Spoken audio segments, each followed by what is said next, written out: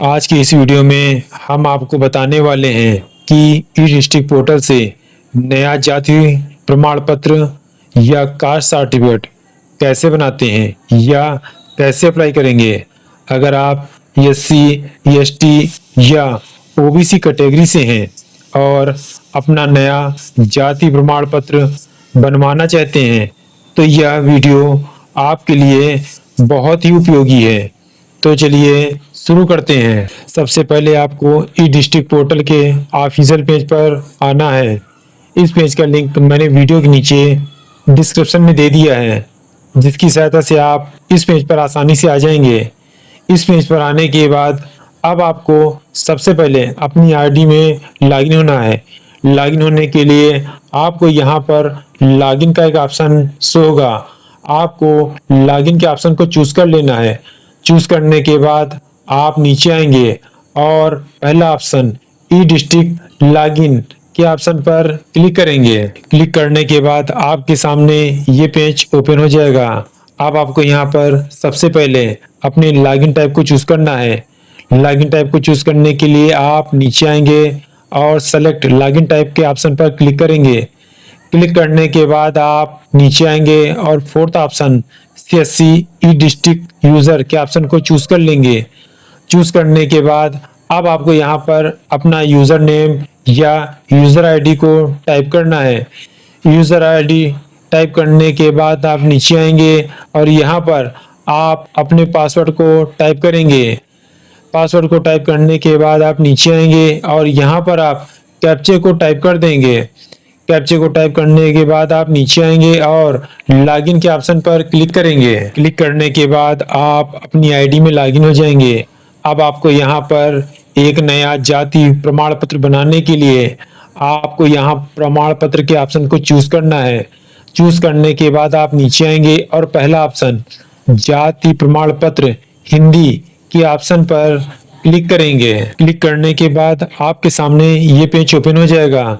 अब आपको एक नया जाति प्रमाण पत्र बनाने के लिए सबसे पहले आपको अपने आधार का सत्यापन करना है। अपने आधार का सत्यापन करने के लिए आप नीचे आएंगे और यहाँ पर आप अपने आधार नंबर को टाइप करेंगे। अपने आधार नंबर को टाइप करने के बाद आप नीचे आएंगे और यहाँ पर आपको कैप्चे को टाइप करना है। कैप्चे को टाइप करने के बाद आप नीचे आएंगे और यहाँ पर आप टर्म एंड कंडीशन को एग्री करेंगे। एग्री करने के बाद आप नीचे आएंगे और सबमिट के ऑप्शन पर क्लिक करेंगे। क्लिक करने के बाद आपके आधार से लिंक मोबाइल नंबर पर एक 6 अंकों की ओटीपी सेंड कर दी जाएगी। आपको उस ओटीपी को यहाँ पर टाइप करना है।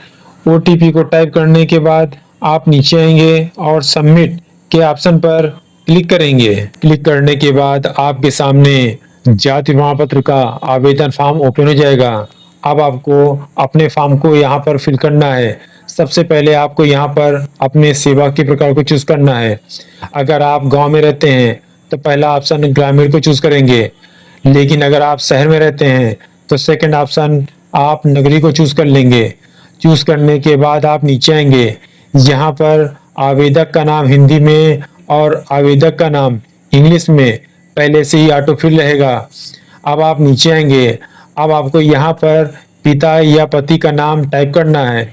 यहाँ पर आपको आवेदक के अनुसार आप यहाँ पर पिता या पति का नाम हिंदी में टाइप करेंगे। पिता या पति का नाम टाइप करने के बाद आप नीचे आएंगे। अब आपको यहाँ पर आवेदक की माता का नाम हिंदी में टाइप कर देना है।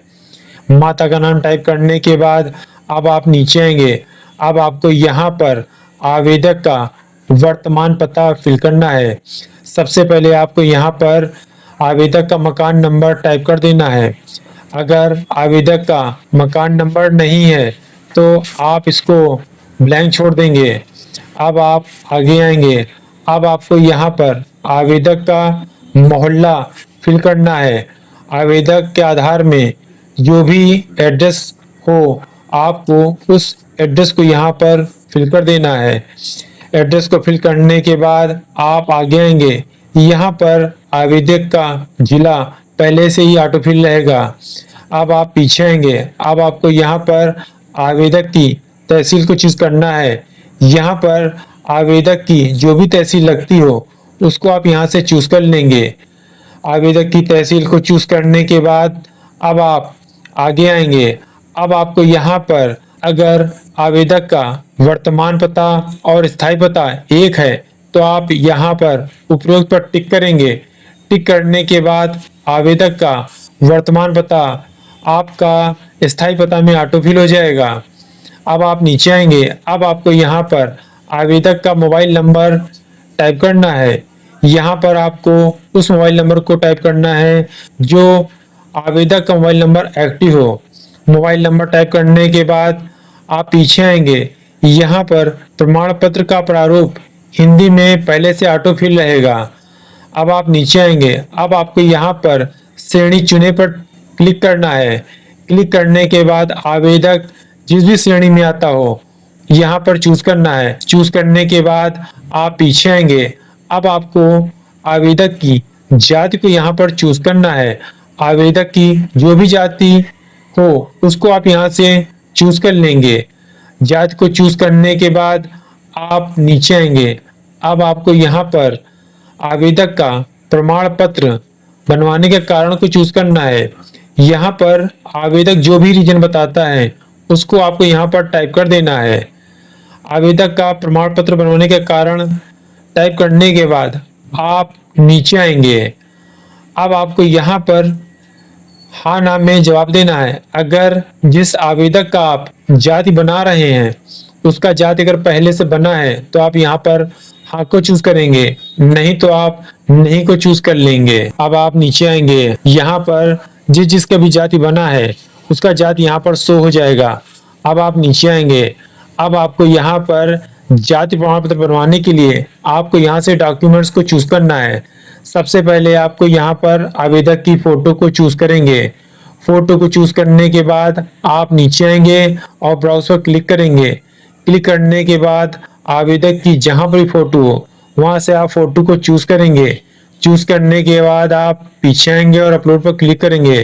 क्लिक करने के बाद आवेदक की फोटो अपलोड हो जाएगी। फोटो अपलोड हो जाने के बाद आपको दोबारा ऊपर आना है। अब आपको फिर से यहाँ पर डॉक्यूमेंट्स को चूज करना है। डॉक्यूमेंट चूज करने के लिए आप क्लिक करेंगे और यहाँ से आप घोषणा पत्र को चूज करेंगे। चूज करने के बाद आप नीचे आएंगे और ब्राउज पर क्लिक करेंगे। क्लिक करने के बाद आपका घोषणा पत्र जहां पर भी हो वहां से आप घोषणा पत्र को चूज करेंगे। चूज करने के बाद आप पीछे आएंगे और अपलोड पर क्लिक करेंगे। क्लिक करने के बाद आपका घोषणा पत्र अपलोड हो जाएगा। इसी प्रकार आप सारे डॉक्यूमेंट्स को यहाँ पर अपलोड करेंगे। अपलोड करने के बाद आप नीचे आएंगे और यहाँ पर आप कैप्चे को टाइप करेंगे। कैप्चे को टाइप करने के बाद आप नीचे आएंगे और दर्ज करें के ऑप्शन पर क्लिक करेंगे।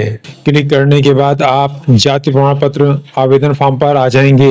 यहाँ पर आपने जो डिटेल्स फिल की है वो सारी डिटेल्स यहाँ पर शो होगी।